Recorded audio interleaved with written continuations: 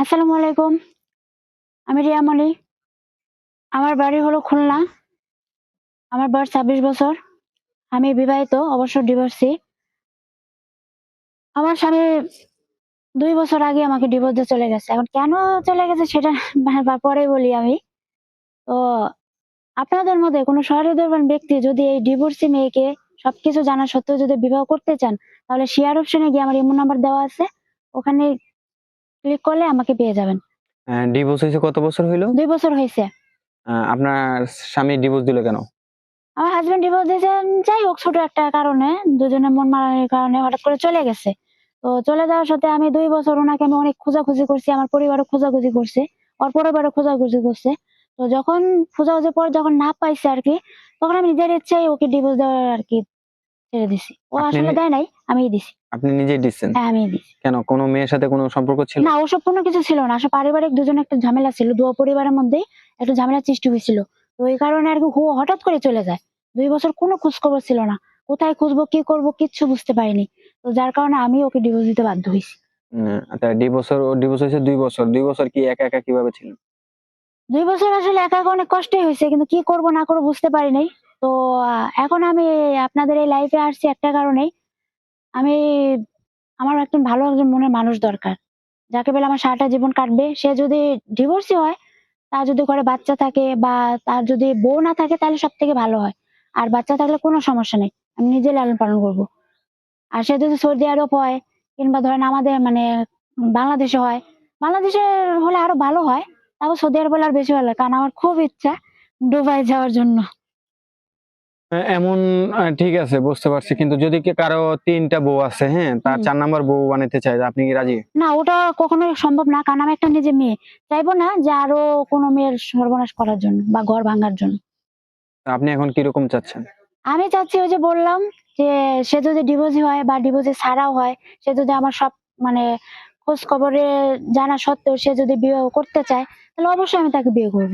কিন্তু হ্যাঁ, সে যদি বিয়ে করে যদি লুকায় রাখে বা যদি আমি জানতে পারি, তাহলে তাকে কখনোই তাকে আমি বিয়ে করব না।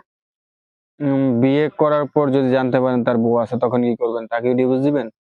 না, তাকে তো ডিভোর্স দিব না, মানে মানিয়ে নেওয়ার চেষ্টা করব। কিন্তু সেটা তো আর সম্ভব হয় না। হয়তো আমার স্ট্রাগল করতে হবে। আরো মানে শক্তি অর্জন করতে হবে নিজের মনে। এক জায়গায় বারবার যাতে ইয়ে না হ্যাঁ। খায়। তা এখন আপু, আপনি কিরকম ছেলে যাচ্ছেন? আমি ছেড়ে যাচ্ছি তার বয়স যদি ৩০ থেকে ৪০ হয় বা যদি ৩৫ হয়, এরকম হলেও কোনো সমস্যা নাই। কিন্তু ওই যে একটা কথা বললাম, তার বউ থাকা চলবে না। সে যদি ডিভোর্সি হয় বা যদি ডিভোর্সি ছাড়াও যদি হয়, তাতে আমি বিয়ে করব। বউ থাকলে চলবে না? না, বউ থাকলে কখনো কারণ সম্ভব আপনার না। একাই লাগবে একটা। অবশ্যই একাই লাগবে। কারণ কোনো মেয়ে চায় না আরেকটা মেয়ের সর্বনাশ করার জন্য। কতটুকু লোড নিতে পারেন? ভালোই। কারণ আগে স্বামী যখন ছিল তখন তো ১ থেকে ১.৫ ঘন্টা তো হইছেই। ১ থেকে ১.৫ ঘন্টা হইছে। হুম। তাহলে আপনি আপনার ছাইড়া গেল কেন? আসলে ওই যে বললাম পারিবারিক, ওটা আমি বলতে চাচ্ছি না এই ইয়েতে পাবলিক প্লেসে। যাদের একটা পারিবারিক একটা প্রবলেম থাকেই। বুঝতে পারছি।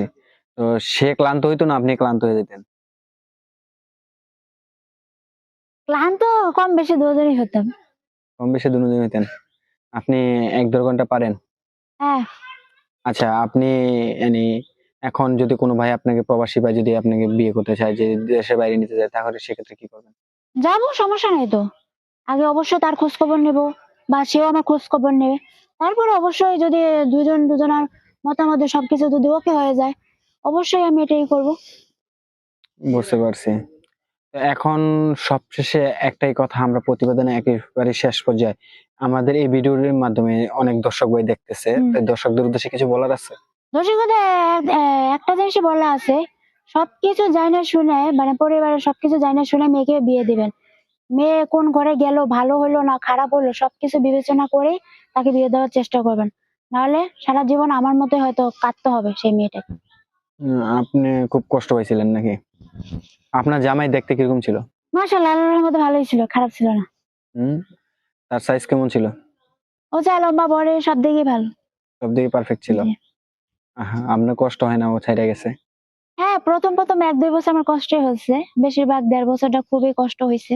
কেন? কিন্তু এখন আরকি মানায় নিছি আরকি। ১.৫ বছর খুব টান ছিল? হুম। হুম কেন হঠাৎ করে এত 1.5 বছরের মধ্যে? আচ্ছা 1.5 বছর টানছি এই কারণে অনেক স্মৃতি ছিল না, তার সাথে ঘুরছি, তার সাথে একসাথে লাঞ্চ করছি বা ডিনার করছি, বা অনেক জায়গায় ঘোরাঘোরা করা হয়েছে, একসাথে বাসর থাকা রাতের হয়েছে, কথা মনে বাসর পড়ছে? ঘর কাটছে, অনেক কিছু স্মৃতি আছে। বাসর পাবলিকের ঘরে কাছে এত কিছু বলা ঠিক না। আপনার বাসর ঘর ফুলসজ্জা রাতে কি দিছিল?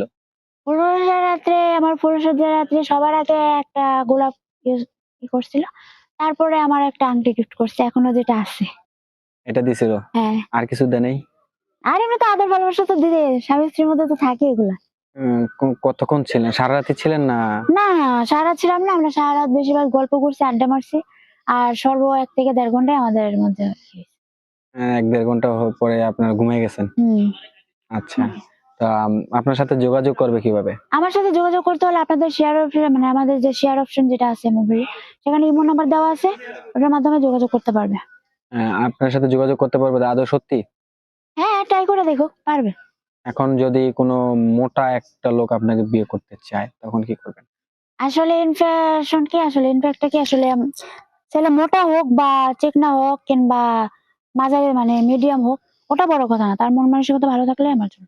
আচ্ছা ঠিক আছে আপু, ধন্যবাদ।